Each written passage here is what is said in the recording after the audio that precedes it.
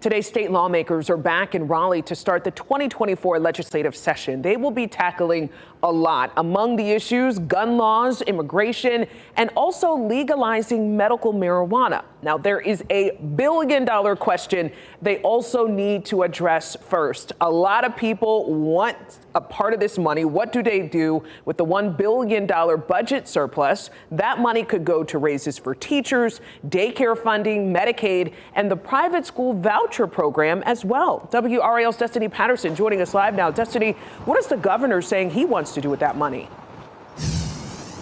Well, Lena, he laid it all out here inside this building. He says that it is $1 billion choice between public versus private school investment. Now, for him, he says it's easy. He wants to see more investment in public schools, but it doesn't really matter what he wants because we have a Republican majority, which means that they have control over how to spend your tax money.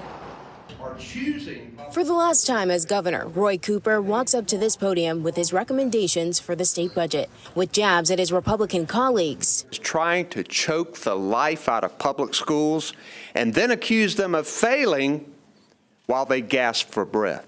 He calls for an average 8.5% increase in teacher pay, $1,500 bonuses, a $2.5 billion bond for school construction, and a moratorium on private school vouchers. We have the revenue to do this, and it is about priorities. Those priorities aren't necessarily aligned. Our priority is to get the state out of the borrowing money business, and so I don't think there'd be a lot of support for a bond. Republicans will likely ignore most of what the governor laid out.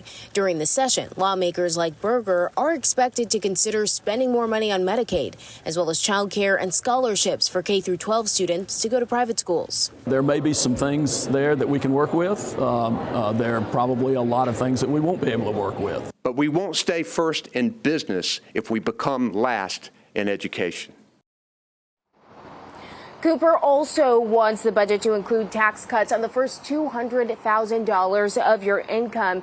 And while Cooper's suggestions might not hold much weight with the Republicans, it does give us a better idea of what the Democrats' priorities are for this session.